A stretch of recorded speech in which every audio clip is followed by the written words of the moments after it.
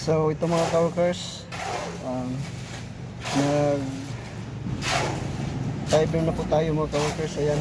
So simula namin ng pagbuhos ng ating tie beam. So ayun, naghalo na dun. So mixturing ng ating tie beam, class A yung ating mixturing mga ka-workers.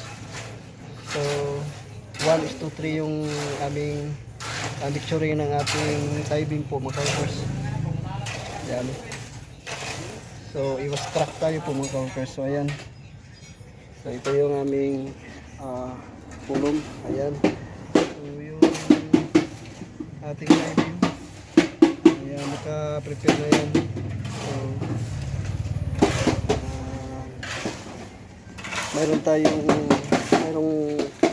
wall sa kapitbahay mga ka-workers. Ayan. So idikit lang natin yung ating file. Ayan yung file natin. So gumawa tayo ng ating file mga ka-workers. So ito yun.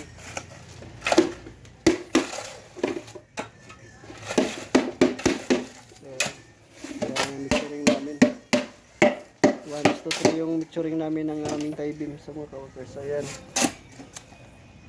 simulan na natin.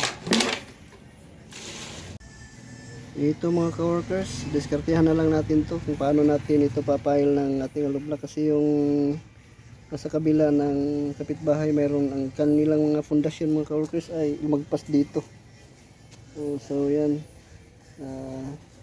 hindi naman pwede nating tanggalin kasi mapaul tayo eh.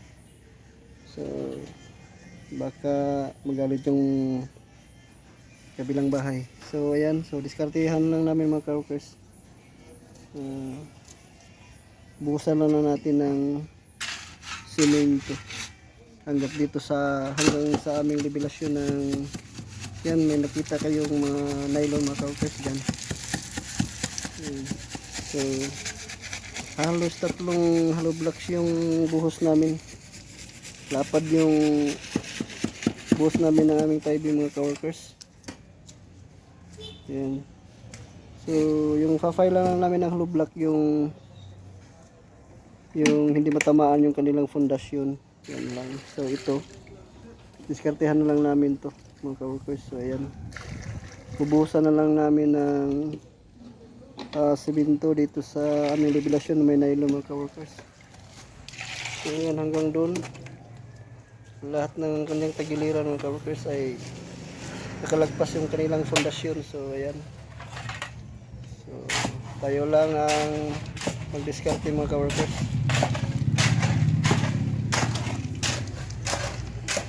So ayan,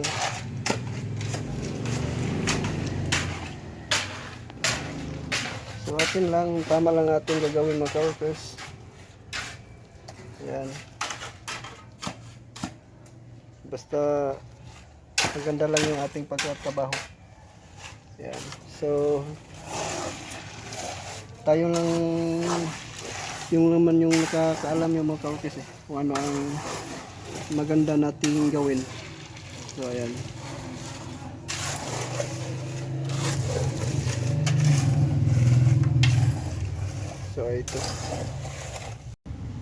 so ito diniskartihan na natin mga ka-workers.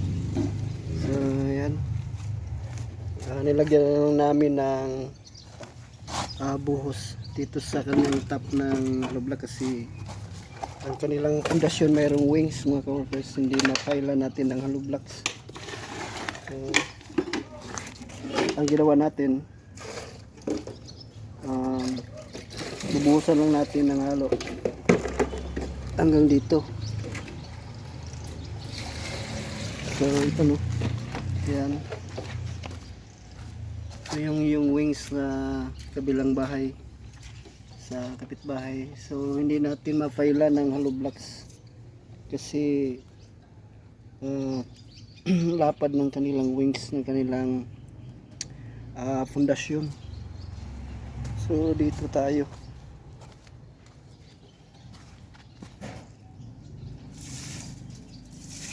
So yan,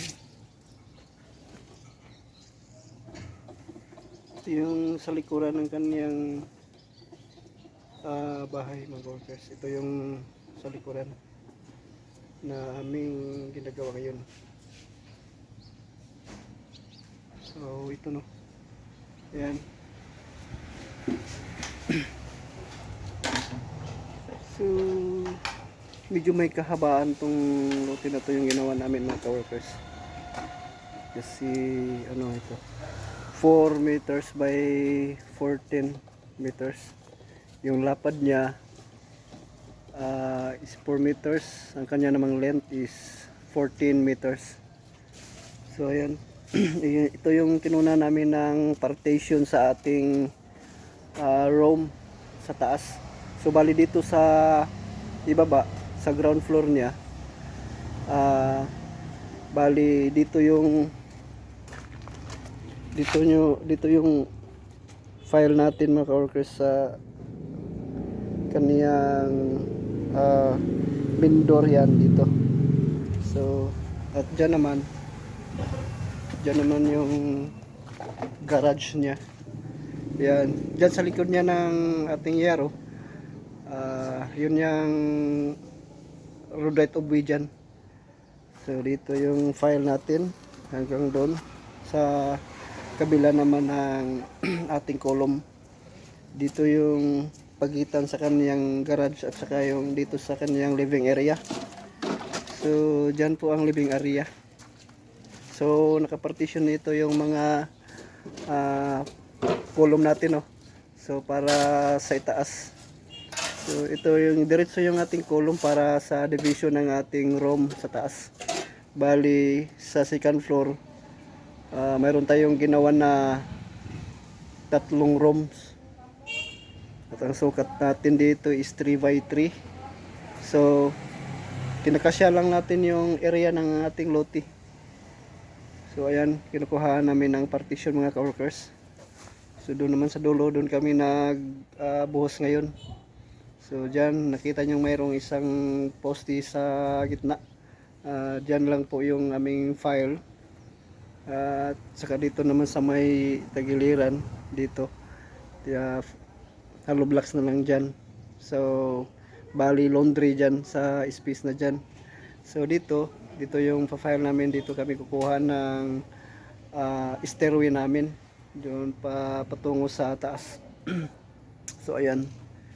So dito rin naman yung sa medyo masikip eh. So dito namin ilagay yung septic tank dito sa may garage po mga ka-workers. So ayan, pinapartition lang natin yung ating area kasi maliit yun.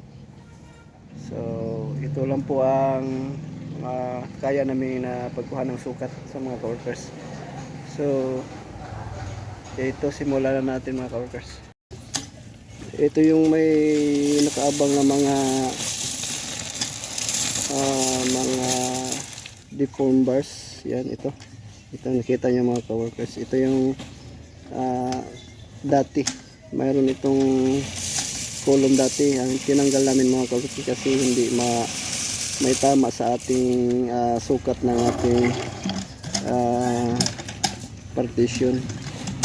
So ayan, so pinutol namin kasi hindi matama sa sukat ng aming partition para sa second floor.